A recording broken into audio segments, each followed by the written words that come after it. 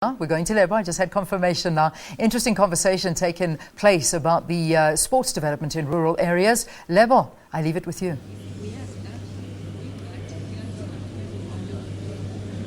All right, thank you so much there to Leanne Manus back in Johannesburg. Yes, we are at the Walter Sisulu University, and it is the Rural Sports Development Program launch. And earlier, SABC Stoller spoke to the minister, and we have decided to change the panel a little bit to bring former sports heroes as well as the Deputy Minister of Sports. On my right is Chongi Nokwe, and then earlier we spoke to Lonwabo Sotsobe, who played for the Dolphins, former Proteas. And then next to him is Mampotso Dezishi, plays netball, and then of course the Deputy Minister, as I said a little earlier on the program. I want to bring Chongi into this conversation.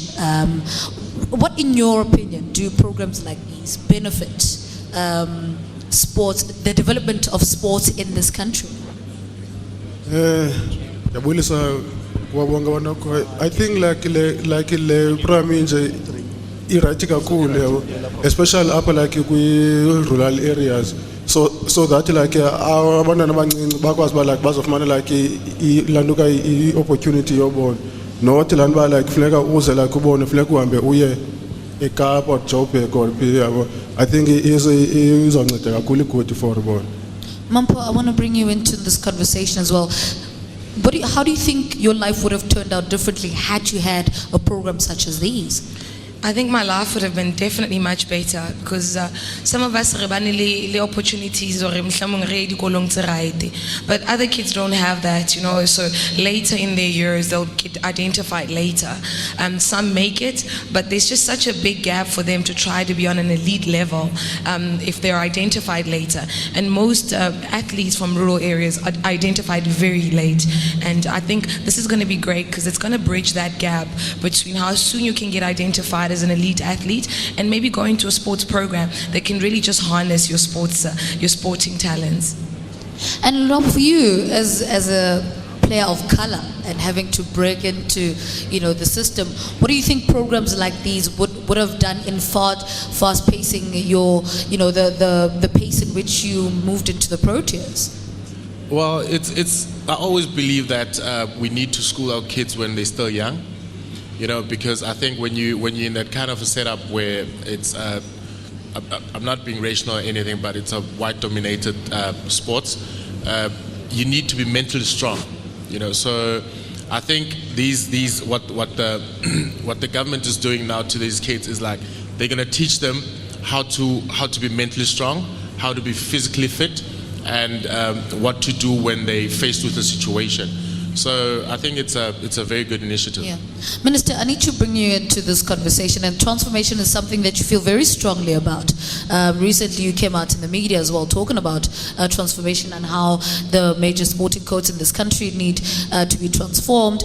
Is this a step in the right direction? How do we even begin to transform the major sports in this country? Having on our panel is sports people that are in the major sports leagues. Yeah, in sports and recreation department and ministry, we are transformed. You can see Gert Oosthuizen and me. So we are 100% transformed. Well, you know, the people who don't want to transform use development as an excuse that no, the minister must start at grassroots. Kids play at grassroots, they never get identified. Only those in Model C and private schools get to make it. If Lonwabo Tsotsobe did not participate in a private school and be identified there, he would have never made it. Makaya Ntini was taken to a private school and then he was identified and supported there. So what we are saying in terms of sport and recreation and our plan for transformation is that talent cannot be confined in Model C school and private schools. It must be everywhere, including in rural areas. We are not only coming here for fun, for kids to play. We want stars out of this. And that's why we come with our federations. Rugby is here. We have just punished them. asibenzanga nanto sibabeke nje izandla kuyakhalwa siyabashukumisa nje ukuthi sibabonise ukuthi this thing called transformation, like it or not, is not negotiable. Amasi abegelangeni, the jig is up. We are on top of you, Mr. Kaya Mayeto. Xa ungatransformi siyachitha mhlekazi. Noba bangagqwala bathini racist, they will never overcome what we want to achieve. Yeah. So the reason we are here, we want our federations in the national championship to say, kin, nangu lo mntana wasekhini besingamboni who's a long distance runner. What are we going to do? There is a child here that I gave a car. He's in the rural areas, and I said the DG must take to the National Training Center. Okay. Because all our best runners, long distance, black in particular, come from rural areas. Right. Starting with Casta Semenya from Muleji in Limpopo. So there's talent here among these kids. And with this program, we hope to unravel and give a lot of young people an opportunity. Yeah. Because without opportunity to display your talent under the cameras to be seen, you'll never be known. So we are saying to the youth and to our chiefs and our local government in rural areas, open up the opportunities. We are amplifying what you already do. Let the sports continue. Umkhart, I need to bring you into this conversation.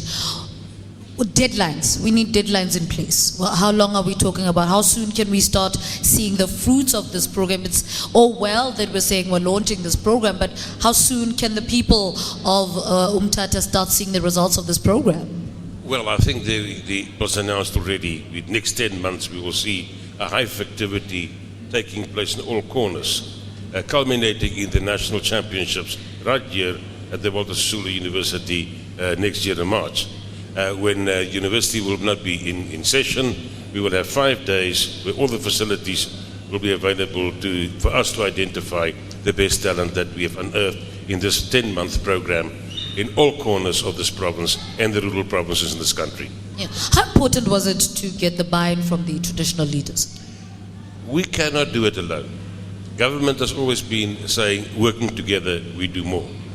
And by going to the House of Traditional Leaders, asking them to come forward and support us in the rural areas, this is where we get access. This is where we practically demonstrate that by reaching out, we are unearthing talent and we are getting all our people to the same starting line.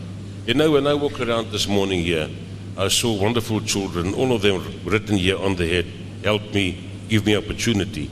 This is precisely what we are doing here, practically, and rolling out the program, which we are all can be very proud of. All right, I need to see if Tavis is around so we can speak to the sports people that are here. But if he's okay, yes, I'm around. I saw a former referee there in the panel somewhere. Well, was that correct? That's correct, but you know the interesting thing. I mean, as the minister and the deputy minister are saying, you know, on my right we're seeing, you know, some of our sports personalities, as calling sports personalities, because well, that's what they'll be. That's what we hope them to be in the future. It makes me think of Lucas Tole, South Africa's wheelchair star, in as far as tennis is concerned. So there's a plethora of opportunity in as far as these athletes are concerned from the rural areas. And when I walk across a while, in fact, the person who's speaking about Lebus Bar is sitting right in the corner there. Bryce, I'm coming straight through to you. We need to have this conversation because you're one of the people who I think in sports, in particular football, Bryce, a lot of kids look out to a known face in as far as the sports is concerned. We're sitting here today, Bryce, we're seeing these young kids, there's kids with soccer balls, we're thinking to ourselves, yeah, this is where it all begins. But where you are at that level, what would have been the difference if somebody like this young boy who has a soccer ball in front of him had been given a chance at this age? Well, I think there are basically three things that inhibit the development of rural sport. It's facilities, it's the absence of a competitive structure, and it's the development of the backroom staff, the coaches, the managers, and the referees. I see now that the minister is addressing the first two. I haven't heard about the third one, because you can't hope to unearth talent unless you have proper people in the development of that talent. You've got to have coaches, education. you've got to have the people that are managing these teams being properly equipped with the administrative abilities. You've got to have proper referees if you have a competition structure. Otherwise, in the rural areas, there will be stick fights. In fact, the minister did say earlier when he spoke that that is part of what this is going to be about. It's not only about running, kicking balls, we're developing everything from referees to coaches. So I think that's important for as far as the sport is concerned. Well, it's very important. And I think this is the first time in this country that an opportunity is now being given to people who have been disadvantaged all their lives, who have never been exposed to the opportunities that their counterparts in the big cities and the townships have been exposed to. And the majority of citizens in this country live in the rural areas. And for the first time now, we have a minister that's bold enough to say, I am turning my head and focusing on the people, where the majority of the people stay. And the partnership with the traditional leaders and the other departments that take care of rural development is the proper way to go. And I think now we are going to unearth talent. Well, Bryce, let's leave it there, Levo. I'm going to come back to you on the panel. As you heard, this is where we begin. And yes, Bryce, as he's got a couple of fans. Levo, back to you on the podium. Pity I can't do that, Ace. All right. Mampa, women in sport is another thing, a major thing in this country, and the participation of women. How do we increase the number of women playing netball when it is one of the most played sports in this country? I think on a fundamental level, we get it quite right. I mean, you won't go to any school in South Africa where there isn't a netball team or, Hell, I tried my hand. Like I still see people right now who just are boggled at how difficult it is to turn it into a professional sport, because every school in the country has netball. And I mean, our target audience is actually school teams.